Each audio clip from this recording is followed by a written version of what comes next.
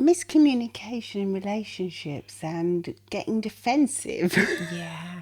I mean, you'll know what we mean if you're one of those people that tends to always get immediately on the defensive when your partner says something to you, especially in romantic relationships, I think. But so. it can apply to any areas. I do think so also at work. So say if your Absolutely. supervisor or boss says something, you said, no, I didn't do that. No, it Exactly. wasn't like that. Yes. No, not me.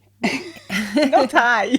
Not I, exactly. That's what we're going to be talking about in this week's episode of Get Real with the English Sisters with Violetta and Yutka. Zugo. Hello, everyone. Hello, it's a pleasure to have you with us today. And yes, this is what we're going to be chatting about. I know. I think miscommunication in relationships is a biggie.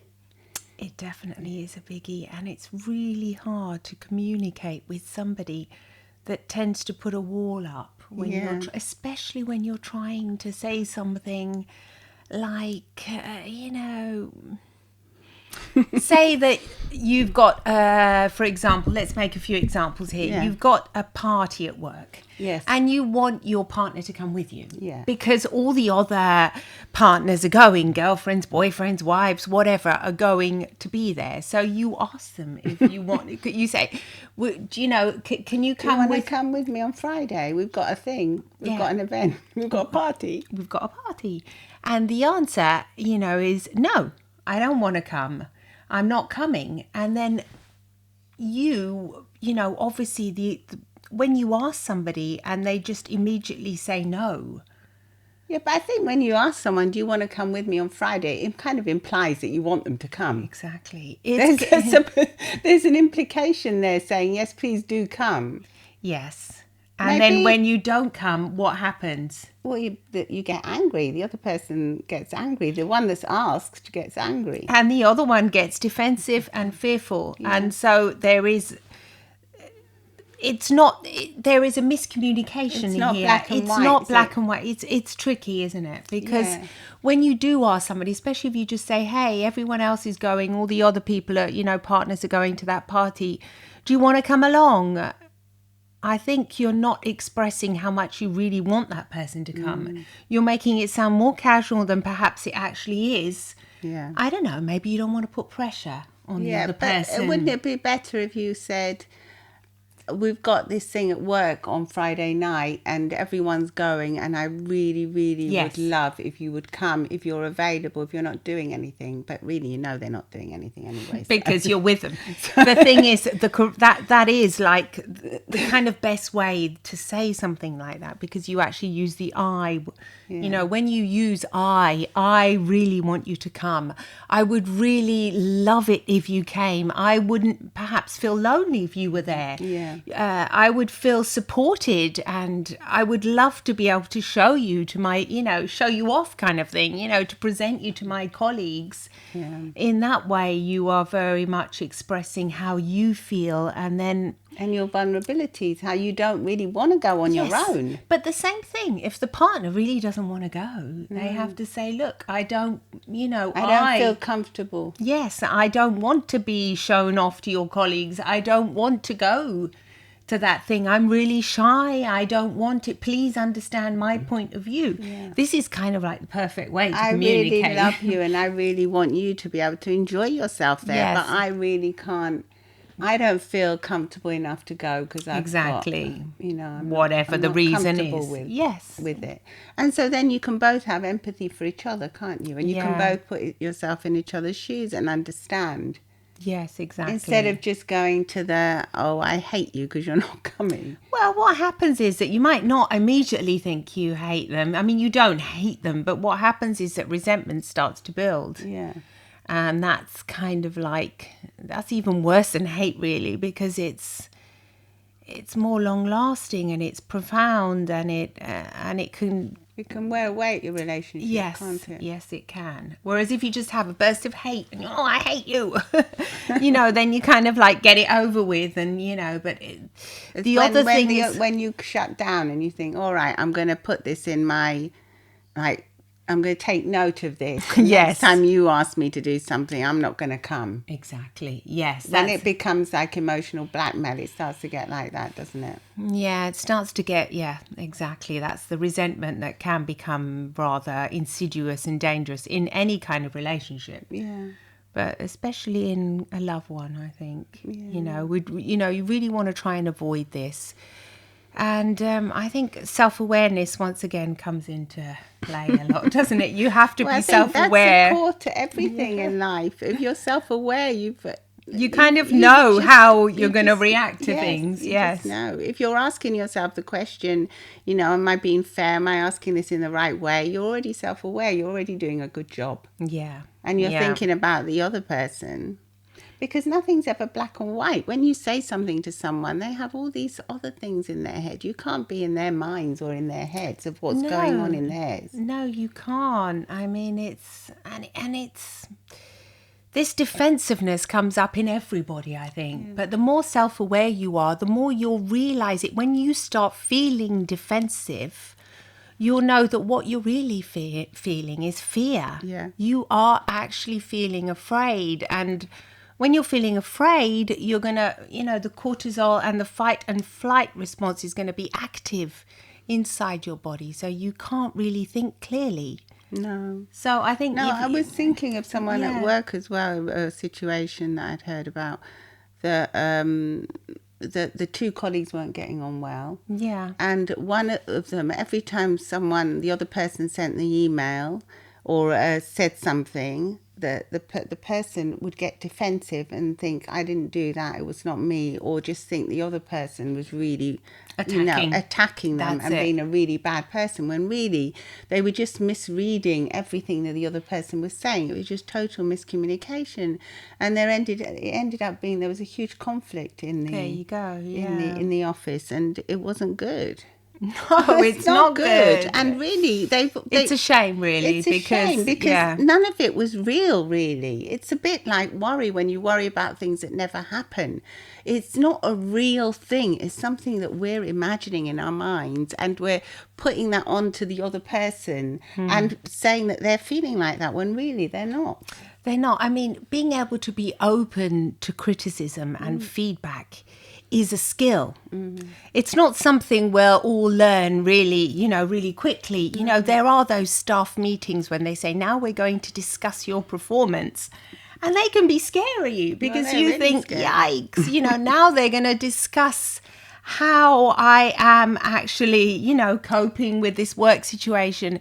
They're scary, but in the end, if you learn not to feel fear and you feel confident that you are worthy and you are supposed to be exactly where you are, whether it's in a relationship or even at work in that position, then you're going to be okay. You can accept that criticism.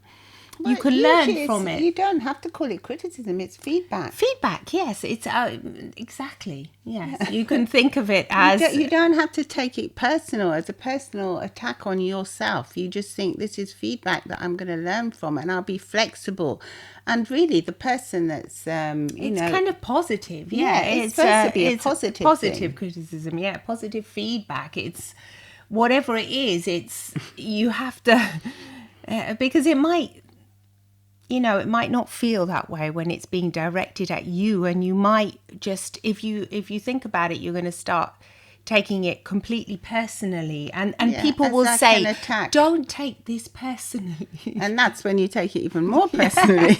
And that's when you think, oh my goodness, this is definitely personal. Yeah, but they might be just saying, look, don't take this personally, but I think you need a little bit more training because you haven't really acquired the skills I think you need for this particular job that you're doing. Yes. But that doesn't mean that they're going to get rid of you or sack you or, that just means I think why don't we put you on this course and you can do this and, improve. Yeah, so being able to be open to that and just say, oh, if they say don't take it personally, I won't. Yeah, so maybe you can ask, so what can I do then to do better tomorrow or whatever? instead of thinking it's a personal attack on you. I mean, the people that are the most successful are the ones that can accept this feedback the most. Yes, that is so and true. not take it personally. I know it's very difficult, but it's a skill, like what Yuka says. It is definitely it's a skill that you can learn. Yes. And you can learn to just sit back and say, hey, I'm going to just receive everything you're giving me, and I will, without immediately saying, no, that's not true. No. Like saying, well, you're very slow at responding to clients, for example, and you immediately think, that's not true. I always answer everybody. Try and just take a moment, take a deep breath and perhaps think, well, how could I perhaps answer, the clients in a more effective way? Yeah. Maybe I feel as if I'm answering all my clients, but what I'm doing is I'm focusing on one particularly difficult one, and I might be leaving the others behind without realizing it. So try and, be open to this criticism and try and think about it that way, without being immediately thinking that's not true. Yeah, or otherwise just keep an open mind and just say, okay, then, yeah, maybe you're absolutely right. I do struggle with this. Could we maybe assign someone else to answering, the queries, and I'll deal with this because I feel a bit overwhelmed at the moment. There's really too much that I'm doing. Yeah, that's also an option. You can also be honest if you can feel use comfortable. That time. Obviously, you have to read the room and see what your work environment is like. But you'll be surprised how open people are when you actually express your concerns and your fears. So much. Because most people do want to help. And they do want to keep you there, really, because they've invested time and money into you. So if you're working for a business, they want you to be there. They don't really want to get rid of you. Otherwise, it would be a completely different meeting. Yes. So if you're just try and think about it like that, try and think they want me here, and they're just giving me feedback. And if you really feel defensive, best not to say anything at all at that moment. Just keep quiet, yeah. Keep quiet. Try and take a deep breath. Try not to. To break down too much. I know that when I was younger, I've been in that position and I just wanted to cry, and I felt so attacked. Yeah. So attacked because I felt like I was doing so much to help, when I used to be an air hostess, and then I would get that kind of feedback saying that I wasn't performing well, or I wasn't. And I thought, look, I've been literally, giving everything to these passengers and I just, would just feel teary. So I've been in that position, and I know that when you're like in your 20s, it's tough. Yeah, and I think a lot of people like in jobs like that, a lot of them have just got this checklist that they're reading off anyway. Oh, the people that are interviewing you or whatever, that are monitoring you, they're checking your performance. So it's just a standard checklist. So you can just say thank you at the end, and I'll do better next time. Yes, you can. I will improve. Yeah, I'll do all my best to improve. And you just have to have the knowledge that that's what's going on, because you might not have it. You don't have to take it personally. No, you don't. No, I mean, know it's difficult. It is difficult though, yes, because you're giving these numbers and your performance and everything. But yeah, I mean, but you just think life is bigger than where you're working or your relationship or anything. So just put things into perspective as well. Yeah, it's not such a big deal in the end. Yeah, and what about if somebody like at home, if we go back onto, a love relationship, for example, and somebody says, like, I feel like you never really listen to me. And then, the other person gets defensive immediately. That's not true. I always listen to you. I always listen to you. No, you don't, because you've got your headphones on and you're looking at your phone and you're not even looking at me. But then the other person gets defensive once again. Get defensive. I'm taking my headphones off. I'm actually listening to you. What do you want to talk about? We're always listening You're listening to me, but you're not hearing what I'm saying. Right. And that would make the other person once again defensive. Yeah. You're not. I do What hear. What do you mean you're not hearing what I'm saying? It can go around in circles in a never-ending loop that causes resentment. So what do you do to break the pattern? You have to maybe invite the person on a date. Yeah. And then talk about it calmly on the day and just think and just say how you feel. I know you think, I know you say that you're not even think. I know you say you're listening to me, but I do not feel I don't feel as if I've heard, because every time I tell you to do this, you don't do it. For example, that's a valid example. Yeah, and that would get the other person nervous, saying, "What do you mean I do it?" Because they go on the defensive. So it's difficult. It's difficult, and once again, it's having a lot of empathy. And I think if you are in a relationship with somebody that's defensive, if you look at them and you can see they're getting defensive, you can think that they're actually feeling frightened. And that might help you. You're thinking, wow, they're actually fearful now. They're not just being a jerk. They're actually feeling an emotion of feeling afraid. And you might think, that's not true. They're just being mean. And yes, it might appear as being mean and nasty and as if they don't care, but they're feeling attacked. No matter what, you never do the laundry. Using words like never. Always. You're always a slob. You're always, late. You're not reliable. Things that I can never rely on you. Things like that can be. If you start to generalize, I never. That's what I wanted to get to. That's a bad thing. It's not a good thing. No. If you have a bone to pick, like what I say. Yes. You've got a bone to pick. You pick it and you say, look, this morning when you left the toilet seat out, we'll go to the sink, and you left your clothes all over the floor, it really upset me, because I was in a real rush, and you know that I really want the house to look nice before I leave for work in the morning.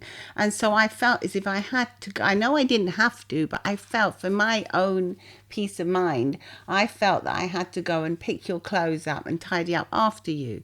And I know you didn't ask me to do that, and I know maybe you were in a rush, but that upset me, because I felt that you didn't consider my feelings, because you know what I'm like. You know I get upset if you leave things on the floor.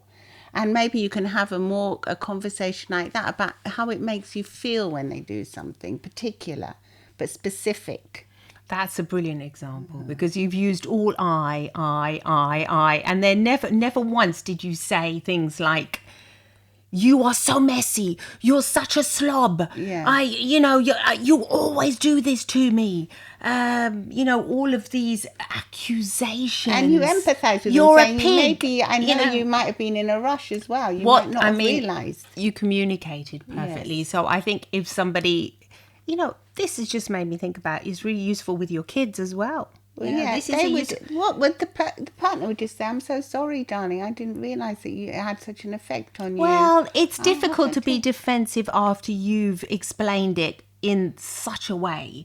The only thing you can do is you did not attack. For example, if you were talking to me, you didn't attack me. No. You didn't say I was messy. You didn't say I was, always like this. You said big generalizations. I feel upset. I feel, I don't know what you said, but I understood all of it, because I can't remember it now. But the general thing was that this was like something that made you feel sad, upset and uncomfortable.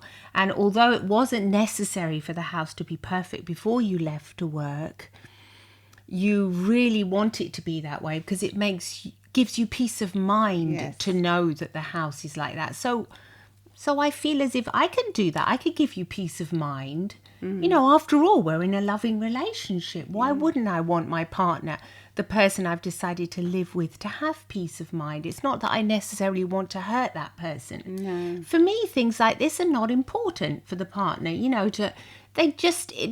Things happen. They rush around. And maybe if you have got a partner that really is like that never does tidy up after them, maybe you can say, look, I know for you it's really difficult for you to tidy up after yourself, because I know it's not one of your priorities.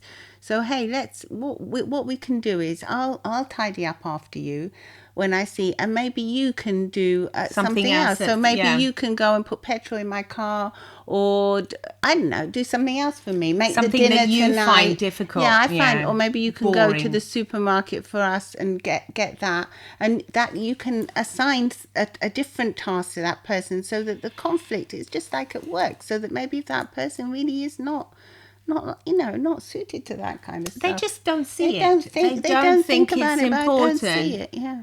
I mean, they just don't see it. Yeah. Anyway, I think that's enough for today. Let us know what you think. Do you get defensive in relationships? Does your partner, or maybe at work, you have a colleague that always gets defensive when you're just trying to say, hey, that's dangerous. Please don't do that. Yeah. You know, what's going on in your world? Let us know. And please do come and visit us on YouTube too, where you can see the video.